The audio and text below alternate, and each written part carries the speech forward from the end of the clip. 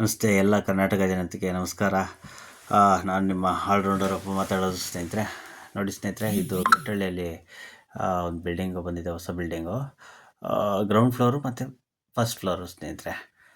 ಇದು ನೋಡಿರಿ ಸ್ನೇಹಿತರೆ, ಇದು ಟೆರ್ಕೆಸ್ ಕೆಳಗಡೆ ಕಾಮನ್ನು ಅಂದರೆ ಇಂಡಿಯನ್ ಬೇಷನ್ ಬರುತ್ತೆ ಸ್ನೇಹಿತರೆ. ಇಲ್ಲಿ ಇಂಡಿಯನ್ ಬೇಷನ್ನು ಮತ್ತು ಇಲ್ಲಿ ಒಳಗಡೆ ಮಾಸ್ಟರ್ ಬೆಡ್ರೂಮಲ್ಲಿ ಸ್ನೇಹಿತರೆ ಡ್ರೈ ವಾಟ್ರ್ ಬರುತ್ತೆ ಸ್ನೇಹಿತರೆ. ಡ್ರೈ ವಾಟ್ರ್ ಮಾರ್ಕಿಂಗ್ ಆಗಿದೆ ನೋಡಿ ಸ್ನೇಹಿತರೆ, ಯಾವ ಥರ ಇದೆ ಅಂದ್ಬಿಟ್ಟು. ಹಾಗೆ ಈ ಬಾತ್ರೂಮಲ್ಲಿ ವಾಷಿಂಗ್ ಮಿಷಿನು ಬರುತ್ತೆ ಸ್ನೇಹಿತರೆ. ಆ ಕಡೆ ಮೂಲೆಯಲ್ಲಿ ಒಂದು ವಾಷಿಂಗ್ ಮಿಷಿನ್ ಬರುತ್ತೆ. ಮತ್ತು ಇಲ್ಲಿ ಸಿಂಕ್ ಮಿಕ್ಸರ್ ಬರುತ್ತೆ ಸ್ನೇಹಿತರೆ. ಅಂದರೆ kitchen sink mixer Aquaguard point ಕೊಟ್ಟಿದ್ದೀನಿ ನೋಡಿ ಸ್ನೇಹಿತರೆ, ಈ ಥರ ಬರುತ್ತೆ. ಮೇಲೆ ಸ್ನೇಹಿತರೆ, ಮೇಲೆ 2 ರೂಮ್ ಇದೆ.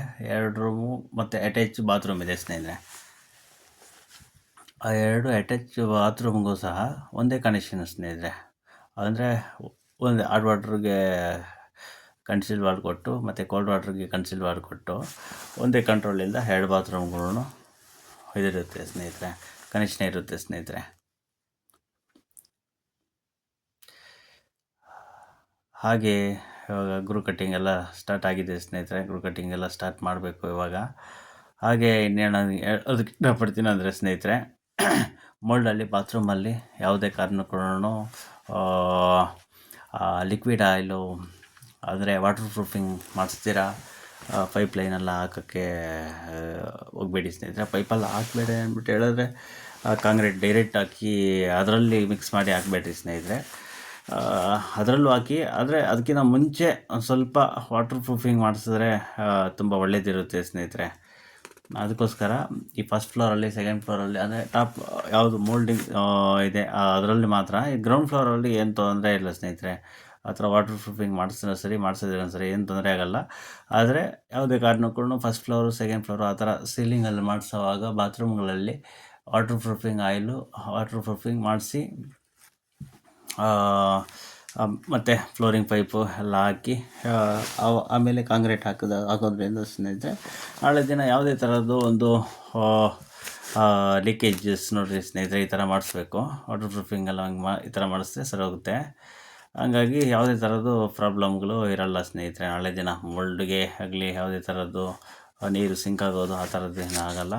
ಸುಮಾರು ಒಂದು ಇದು ಯಾವಾಗ ಏನೋ ಪ್ರಾಬ್ಲಮ್ ಆದರೆ ಯಾವಾಗ ಗೊತ್ತಾಗುತ್ತೆ ಅಂದರೆ ಸುಮಾರು ಒಂದು 10-15 ವರ್ಷ ಆದಮೇಲೆ ಗೊತ್ತಾಗುತ್ತೆ ಸ್ನೇಹಿತರೆ. ಹಾಗೆ ಅದಕ್ಕೋಸ್ಕರ ಈ ಥರ ಎಲ್ಲ ಮಾಡಿಸಿದ್ರೆ ಸುಮಾರು ಒಂದು 30 ವರ್ಷ, 40 ವರ್ಷ, ಒಂದು 50 ವರ್ಷಗಳ ಕಾಲ ಯಾವುದೇ ಥರದ್ದು ತೊಂದರೆಗಳು ಕಾಣಿಸ್ಕೊಳ್ಳಲ್ಲ ಸ್ನೇಹಿತರೆ.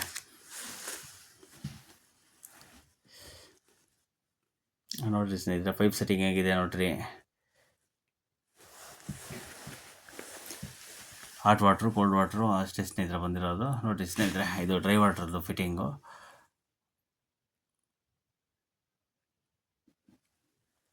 ಅದಕ್ಕೆ ಈ ಕೆಲಸದ ಬಗ್ಗೆ ಏನಾದರೂ ನಿಮ್ಮ ಅನಿಸಿಕೆ ತಿಳಿಸ್ರಿ ಸ್ನೇಹಿತರೆ. ಆದಷ್ಟು ರಿಪ್ಲೈ ಮಾಡ್ತೀನಿ.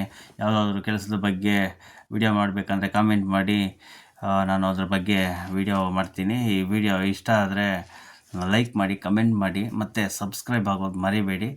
ಮತ್ತು ನಿಮ್ಮ ಫ್ರೆಂಡ್ಸ್ಗೆ ಯಾರಿಗಾದ್ರೂ ಕೆಲಸದ ಅವಶ್ಯಕತೆ ಇದ್ದರೆ ಶೇರ್ ಮಾಡಿ, ಅವ್ರಿಗೆ ಹೆಲ್ಪ್ ಆಗುತ್ತೆ. ಮತ್ತು ಯಾವುದೇ ಥರದ್ದು ಕೆಲಸದ ಬಗ್ಗೆ ನೀವು ಕೇಳಬೇಕಂದ್ರೂ ಕಾಮೆಂಟ್ ಮುಖಾಂತರ ಕೇಳಿದೆ ಸ್ನೇಹಿತರೆ, ನಮಗೆ ತಿಳಿಸ್ಬೋದು, ಏನು ತೊಂದರೆ ಇಲ್ಲ. ಎಲ್ಲ ಕೆಲಸದವರು ನಮ್ಮ ಹತ್ರ ಸಿಗ್ತಾರೆ ಸ್ನೇಹಿತರೆ, ಒಳ್ಳೊಳ್ಳೆ ಕೆಲಸಗಾರರಿದ್ದಾರೆ. ಹಾಗಾಗಿ ಕಾಮೆಂಟ್ ಮಾಡಿ ಸ್ನೇಹಿತರೆ. Thank you.